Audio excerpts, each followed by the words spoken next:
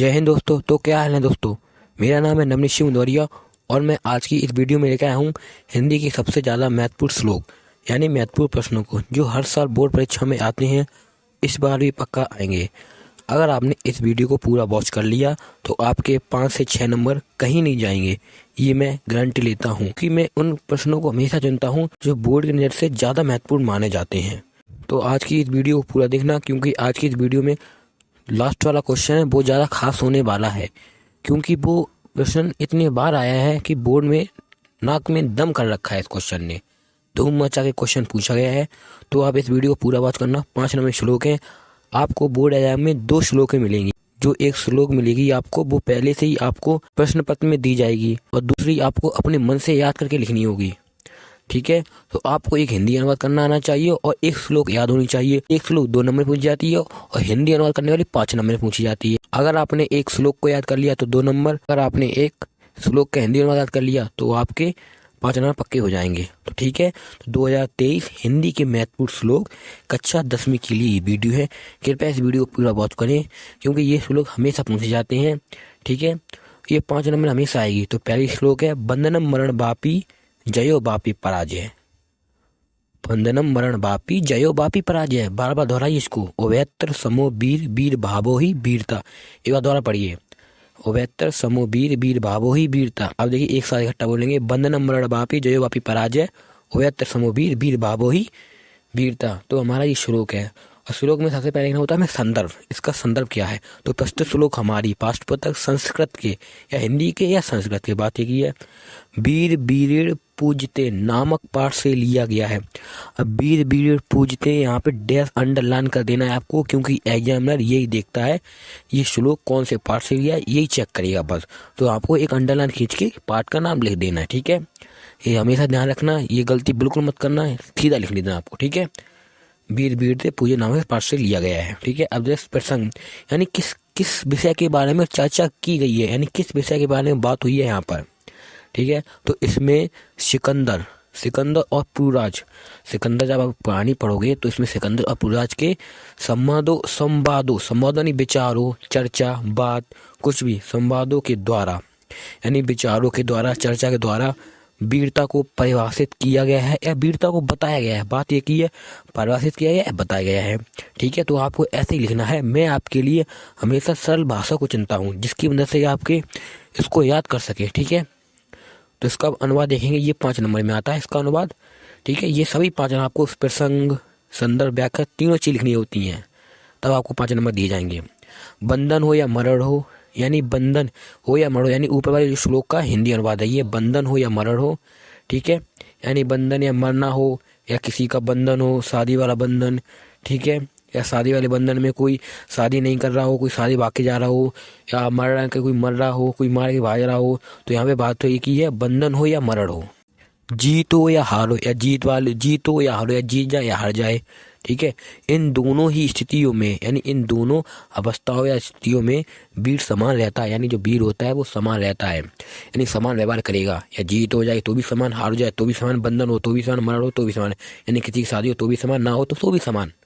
एक बात को समझ लिया, वीर भाव को ही वीरता कहा जाता है। यार वीर भाव को ही वीरता कहा जाता है, यानी वीर जो होते हैं उनकी जो वीरता को देखकर ही वीरता कहा जाता है।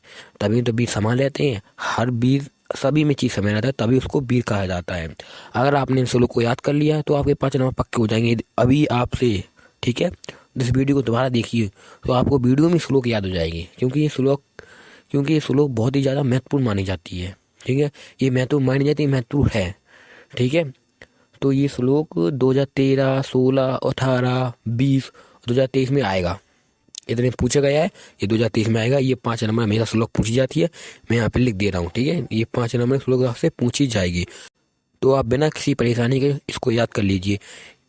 ठीक है, ये 5 नंबर हमेशा आती है। अब चलिए दूसरा देखेंगे। दूसरी श्लोक यहाँ पे है सर्वे भवन्तु सुखिन, सर्वे भवन्तु सुखिन, सर्वे सन्तु निरामया, सर्वे भद्राणि पश्यन्तु माँ कश्चित् दुःखात् भाग् भवेत्। दोबारा पढ़िए इसको, सर्वे भवन्तु सुखिन, सर्वे सन्तु निरामया, सर्वे भद्राणि पश्यन्तु माँ कश्चित् दुःखे भाग् भवेत्। समझ में नहीं आया? आप इसको बार बार पढ़िए, जब तक आप वो समझ नहीं तब तक पढ़िए, तब उसका हिंदी अनुवाद कीजिए, तभी आपको समझ में आएगा। ठीक है, अब देखिए संदर्भ क्या है। संदर्भ यानी किस पाठ से लिया गया है ये। ठीक है, तो प्रस्तुत श्लोक हमारी पाठ्य पुस्तक हिंदी के या संस्कृत के, बात ये की है भारतीय संस्कृति, हिंदी की या संस्कृति भारतीय संस्कृति पाठ का नाम है। अंडरलाइन कर दिया, मैं फिर बता रहा हूँ आपको, अंडरलाइन करना है, इन्वर्टेड कॉमा लिख के नीचे अंडरलाइन करनी है। ठीक है, नामक पाठ से लिया गया है, ये हमारा संदर्भ हो गया। ठीक है, नीचे आपको अंडरलाइन कर देना, मैं फिर आपको बता रहा हूँ क्योंकि एग्जामिनर यही देखता है बस। अब देखेंगे इसे प्रसंग। प्रसंग में मैं आपको बता चुका हूँ जो यहाँ पे बात हो रही है, तो इसमें भारतीयों की मूल भावनाओं व विचारों पर प्रकाश डाला गया है। यानी यहाँ भारतीय संस्कृति के बारे में बताया, यानी भारतीय संस्कृति पहले की कैसे थी, अब कैसी होंगी, बिल्कुल बदलाव नहीं आया, यानी उसकी संस्कृति के बारे में बताया गया है। यानी भारतीय संस्कृति पहले क्या चीज़ हुआ करती थी, सब सुखी रहते थे, सब लोग रहित रहते थे, यानी इससे एक शब्द में क्या दिया है, मूल भावनाओं को दिखाया गया है। ठीक है, आप इस भाषा का प्रयोग करके बोर्ड में 90% नंबर आराम से ला सकते हैं।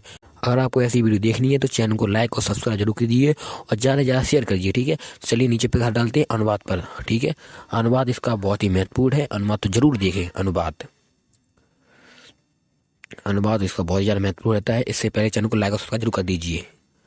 अनुवाद इसका है सभी सुखी हूँ, यानी इसका जो अनुवाद है सभी सुखी हूँ, सर्वे भवन्तु सुखी, यानी सभी सुखी हूँ, सभी सुखी हो, सर्वे भवन्तु सुखीन, सभी रोग रहित, यानी रोग रहित यानी बिना रोग के, मैं लिख दिया है स्मॉल ब्रैकेट में, बिना रोग यानी सभी रोग रहित हो, सब कल्याण को देखें, यानी सब लोग कल्याण को देखें, कोई भी दुख को ना देखें, कल्याण को देखें, सब कल्याण को देखें, अर्थात सभी का कल्याण हो जाए, यानी सभी का कल्याण हो जाए, किसी का ये ना कहो हमारा काम बुरा कर दिया, यानी सभी का कल्याण हो जाए, कोई भी दुखी ना हो, यानी कोई भी दुखी ना हो, किसी घर में दुख ना हो, अर्थात कोई भी दुख का भागी ना बने, अर्थात कोई भी अपने दुख को स्वयं से प्रकट ना करे, मैं इतना दुखी हूँ, ये है वो नहीं है।